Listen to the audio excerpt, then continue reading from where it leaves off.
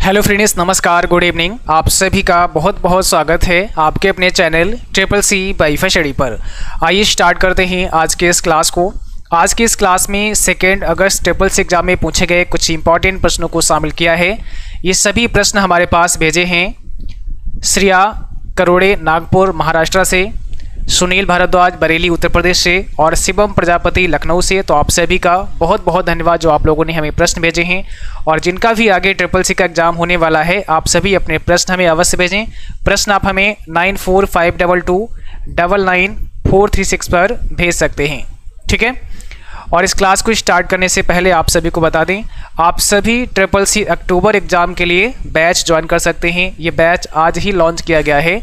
यहाँ पर एडमिशन 2 अगस्त यानी आज से स्टार्ट हो गए हैं और क्लास आप सभी को 10 अगस्त से मिलना शुरू हो जाएंगे। इस बैच की जो वैलिडिटी होगी वो 3 मंथ की होगी और यह एक ट्रिपल सी का कंप्लीट कोर्स होने वाला है, जहाँ पर लाइव प्लस रिकॉर्डेड क्लास आप सबको दिए जाएंगे। इसके अंदर आपको थ्योरी क्लास मिलेंगे, MCQ क्लास मिलेंगे, प्रीलिमिनरी टेस्ट सीरीज मिलेंगी, ई बुक्स आपको मिलेंगी, क्लास नोट्स होंगे, लाइव प्लस रिकॉर्डेड क्लास यहाँ पे रहेंगे, बाइलिंगुअल क्लास सारे चलते हैं। कोर्स कंप्लीट हो जाएगा आपका 30 सितंबर तक और इसमें प्रीवियस ईयर टेस्ट सीरीज भी आपको दी जाएगी। इस कोर्स का प्राइस होगा 450 रुपीज़, बट अभी आप सभी 10 अगस्त तक मात्र 349 में एनरोल कर सकते हैं। जैसा आपको पता है, जब भी नया बैच लॉन्च होता है तो वहाँ पर एक स्पेशल डिस्काउंट आपके लिए रहता है, तो अभी आप इसे 349 रुपये में ज्वाइन कर सकते हैं। एप्लीकेशन का लिंक डिस्क्रिप्शन बॉक्स में दिया गया है, जहाँ से आप एप्लीकेशन को डाउनलोड कर सकते हैं और पेड कोर्स में जाके आप इस बैच को ज्वाइन कर सकते हैं। चलिए स्टार्ट करते हैं। आज का सबसे पहला प्रश्न आपके स्क्रीन पर है। यहाँ पर आपसे पूछा गया है USSD कितनी भाषाओं का समर्थन करता है, ठीक है। USSD कितनी भाषाओं का समर्थन करता है, क्या होगा इसका सही जवाब। देखिए, USSD के बारे में आपको पता है, अनस्ट्रक्चर्ड सप्लीमेंट्री सर्विस डेटा इसका फुल फॉर्म होता है, ठीक है। और ये आपका 12 भाषाओं में काम करता है, यानी 12 लैंग्वेज में ये काम करता है। अब देखिए, इसके लिए अलग अलग कोड होते हैं। जैसे USSD का लाभ लेने के लिए कई बार पूछता है कि कौन सा USSD कोड आपको डायल करना होता है, तो इसके लिए होता है *99 और #। तो ये तो इंग्लिश के लिए हो गया, बट अगर आप हिंदी में कई बार आपसे एग्जाम में पूछता है तो हिंदी के लिए होता है *99 *22#। इसी प्रकार से अगर मराठी की बात करें तो *99 *2 और 28 उसके बाद #, ठीक है। इसी प्रकार से बंगाली की बात करें तो *99 *27#। तो ऐसे बहुत सारे यहाँ पे कोड दिए गए हैं। ये कुछ हमने लैंग्वेज के कोड निकाल के यहाँ पे टाइप कर दिए हैं, तो आप सभी को इसका PDF मिलेगा, तो उसमें ये सब पढ़ने को मिल जाएगा। ज़्यादातर इंग्लिश में पूछेगा और हिंदी में पूछ सकता है आपसे एग्जाम में। क्वेश्चन नंबर 2 में पूछा गया था DuckDuckGo क्या है, और ये हमने मॉर्निंग की क्लास में जो मैराथन क्लास कराई थी उसमें ही पढ़ाया था DuckDuckGo के बारे में। तो यहाँ पे ब्राउज़र होगा, सर्च इंजन होगा, ऑपरेटिंग सिस्टम होगा, या इसमें से कोई नहीं। तो DuckDuckGo क्या है, इसका सही जवाब सभी बच्चे कमेंट बॉक्स में करेंगे। जो साथी क्लास में आ चुके हैं, आप सभी सेशन को एक बार शेयर करें ताकि और भी बच्चे और भी साथी इस क्लास को ज्वाइन कर पाएँ। और जो साथी अभी तक चैनल को सब्सक्राइब नहीं किए हैं, सभी को सब्सक्राइब करके बेल आइकन भी प्रेस कर लेना है ताकि नोटिफिकेशन भी आप सब तक पहुँचता रहे। तो यहाँ पे DuckDuckGo क्या है, एक सर्च इंजन है। ऑप्शन नंबर बी आपका करेक्ट हो जाएगा। देखिए, ये जो आपका है फाउंडेड कब हुआ था, 25 सितंबर 2008 में इसको लॉन्च किया गया था। और अगर फाउंडर की बात करें तो गैब्रियल वेनवर्ज इसके फाउंडर हैं, ठीक है। गैब्रियल वेनवर्ज इसके फाउंडर हैं। चलिए अगला सवाल है, सेल की चौड़ाई को बढ़ाने के लिए शॉर्टकट कुंजी क्या होती है। अगर आपको सेल की चौड़ाई को इंक्रीज करना है, सेल की चौड़ाई को बढ़ाना है, तो कौन सी शॉर्टकट कुंजी आपको प्रेस करनी होती है। तो देखिए, लिब्रियोफिस कैल्क में अगर हम सेल की चौड़ाई को बढ़ाना चाहते हैं तो ऑल्टर के साथ में राइट एरो प्रेस करेंगे, और अगर हम कम करना चाहते हैं तो लेफ्ट एरो हमें प्रेस करना होता है, ठीक है। तो यहाँ पर ऑल्टर कुंजी के साथ में राइट एरो की जैसे ही आप प्रेस करोगे तो सेल की चौड़ाई इंक्रीज हो जाएगी। अब यहाँ पे सेल पूछ सकते हैं या फिर कॉलम पूछ सकते हैं कि कॉलम की चौड़ाई कैसे बढ़ाना है, तो सेम आपका आंसर होगा। अगला सवाल देखिएगा, हाइपरलिंक डालने के लिए कौन सी शॉर्टकट कुंजी का इस्तेमाल किया जाता है। आप किसी भी टेक्स्ट में हाइपरलिंक ऐड करना चाहते हैं तो हाइपरलिंक को ऐड करने के लिए कौन सी शॉर्टकट कुंजी आप इस्तेमाल करेंगे।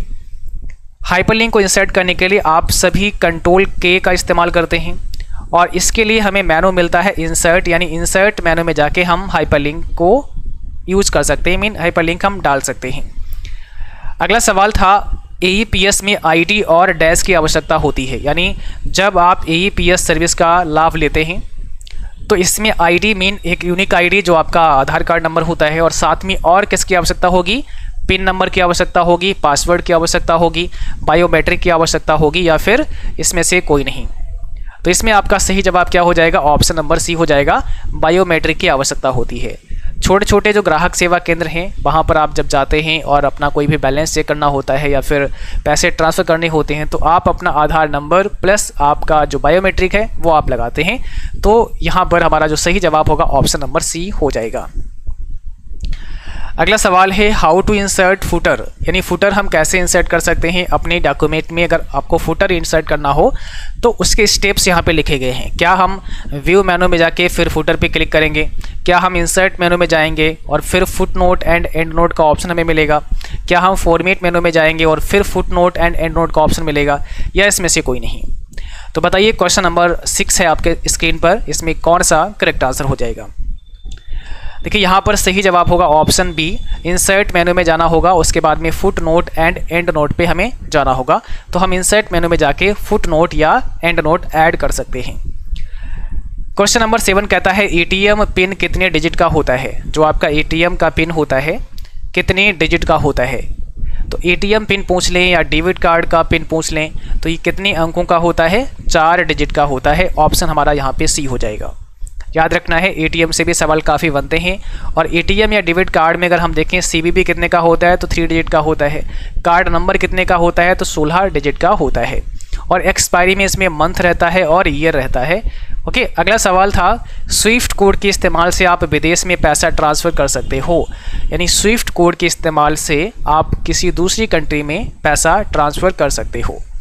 क्या ये सही है, ट्रू फॉल्स में आपको आंसर देना है। इसका सही जवाब क्या होगा, इस क्लास का पीडीएफ भी आप सभी CCC बाईफर्स्ट्री वेबसाइट पर जाकर CCCbyfirstry.com पे आपको जाना है और वहाँ पर प्रीवियस ईयर क्वेश्चन पेपर पर आपको जाना है। तो प्रीवियस ईयर पर जैसे ही क्लिक करोगे बहुत सारे प्रीवियस ईयर के क्वेश्चन मिलेंगे, वहाँ से आप आज का ये पेपर भी पढ़ सकते हैं और डाउनलोड कर सकते हैं।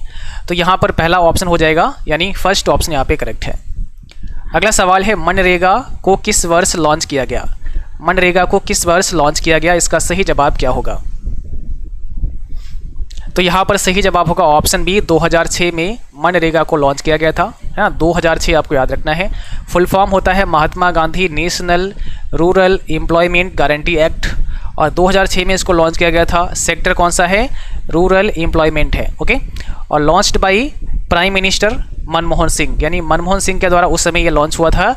मिनिस्ट्री की बात करें, मंत्रालय कौन सा है, तो मिनिस्ट्री ऑफ रूरल डेवलपमेंट, और पास हुआ था 23 अगस्त 2005 को, है ना। तो ये सारी बातें भी आपको याद रखना है, यहाँ से भी एग्जाम में सवाल बन सकता है। चलिए, यहाँ पर आपसे पूछा गया है भीम ऐप कितनी भाषाओं का समर्थन करता है, यानी भीम ऐप में कितनी लैंग्वेज है, भीम कितनी लैंग्वेज में काम करता है, ये आपसे पूछा है। और फुल फॉर्म क्या होता है, भारत इंटरफेस फॉर मनी होता है। तो ध्यान रखना है, अब भीम ऐप में 20 लैंग्वेज हैं, 12 अब 20 लैंग्वेज में ये काम करता है, ठीक है, यानी 20 भाषाओं में आपका भीम एप्लीकेशन काम करता है। देखिए, अगर हम इसके रिलीज़ की बात करें तो ये रिलीज़ कब हुआ था, 30 दिसंबर 2016 को इसको रिलीज़ किया गया था। किसके द्वारा बनाया, किसने डेवलप किसने किया, तो national payments corporation of India के द्वारा इसको डेवलप किया गया है। और ये इसमें 20 लैंग्वेज अवेलेबल हैं, ठीक है। साइज इसका 26 MB का है, ओपन सोर्स है, ठीक है। लाइसेंस कैसा है, ओपन सोर्स है, ठीक है। तो ये थोड़ा सा और आपको याद रखना है। बाकी अगला सवाल है PGP एनक्रिप्शन एक डेटा एनक्रिप्शन प्रोग्राम है जिसका उपयोग डेटा ट्रांसफ़र के लिए क्रिप्टोग्राफिक गोपनीयता को प्रमाणित करने और प्रदान करने के लिए किया जाता है। तो PGP प्रोटोकॉल का मतलब होता है प्रीटी गुड प्राइवेसी, ठीक है। जो डेटा एनक्रिप्शन प्रोग्राम है और इसका उपयोग डेटा ट्रांसफ़र के लिए क्रिप्टोग्राफिक गोपनीयता को प्रमाणित करने और प्रदान करने के लिए इस्तेमाल किया जाता है। तो बिल्कुल सही है, यहाँ पर पहला हो जाएगा। और हमने इसके बारे में कई बार आपको पढ़ाया है कि PGP एक सिक्योरिटी पर्पस से इस्तेमाल किया जाने वाला प्रोटोकॉल है।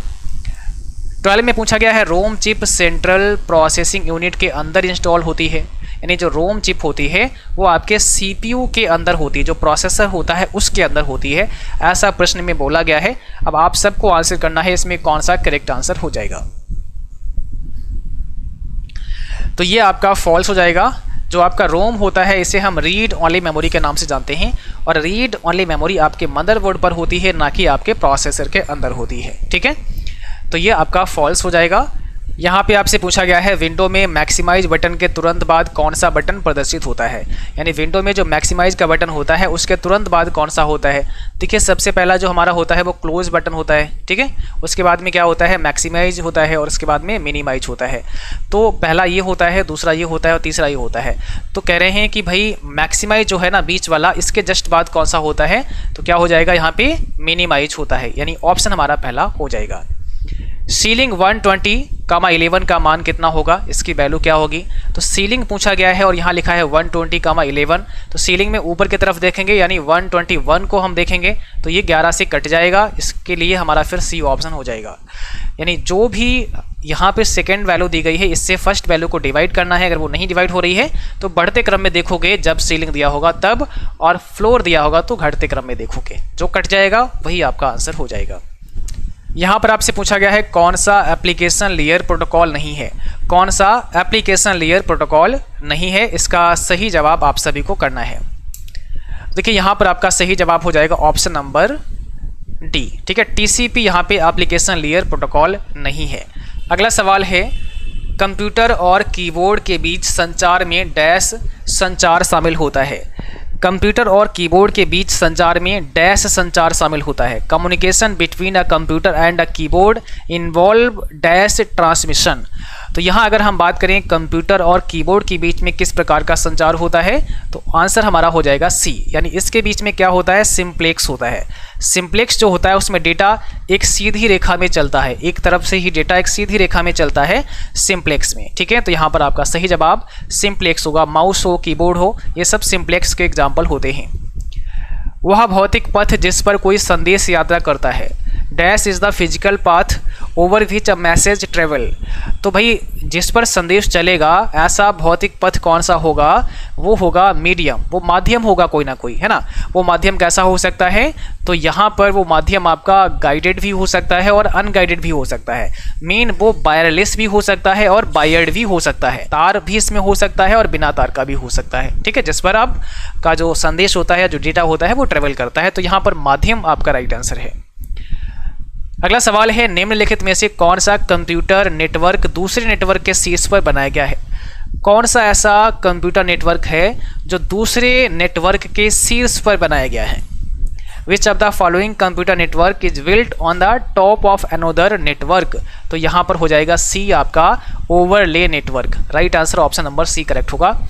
निम्नलिखित में से कौन सा नेटवर्क सार्वजनिक नेटवर्क में से एक निजी नेटवर्क का विस्तार करता है। Which of the following network extend a private network across public network. यानी सार्वजनिक नेटवर्क में से एक निजी नेटवर्क का विस्तार कौन सा नेटवर्क करता है, ऑप्शन नंबर बी होगा यहाँ पे वर्चुअल प्राइवेट नेटवर्क। तो करेक्ट आंसर क्या हो जाएगा, बी हो जाएगा वर्चुअल प्राइवेट नेटवर्क। अगला सवाल है एप्लीकेशन परत सूचना के पैकेट को डैश कहा जाता है। एप्लीकेशन परत पर सूचना के पैकेट को किस नाम से जानते हैं। तो इसका सही जवाब सभी बच्चे करेंगे। सही आंसर यहाँ पे क्या हो जाएगा, ठीक है। सही जवाब यहाँ पर होगा आपका ऑप्शन नंबर बी, मैसेज के नाम से जानते हैं। तो राइट आंसर यहाँ पर क्या हो जाएगा, ऑप्शन नंबर आपका बी करेक्ट हो जाएगा, मैसेज। अगला सवाल है वेब पेज प्रदर्शित करते समय एप्लीकेशन परत डैश का उपयोग करती है।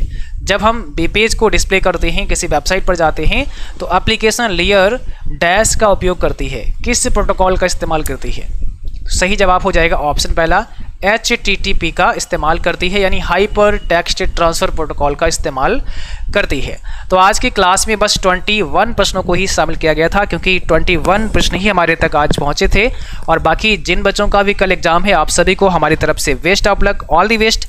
आप सभी का एग्जाम बहुत अच्छा होगा। बाकी जितने भी क्लास प्रीवियस कराए हैं उनको रिवाइज करके जाना है, और जो भी प्रश्न आपको आपके एग्जाम में याद रहें, आप प्रश्न हमें व्हाट्सएप कर सकते हैं 9452299436। इस नंबर पर आप हमें अपने प्रश्न भेज सकते हैं। जो भी आपको प्रश्न याद रहें, हम उन प्रश्नों को अपनी क्लास में डिस्कस करेंगे। और आपको समय रहते ही प्रश्न भेजना है, यानी बहुत लेट आपको नहीं भेजना है, क्योंकि प्रश्न जब आप भेजते हैं तो उसको तैयार करना पड़ता है ना, सेट करना पड़ता है।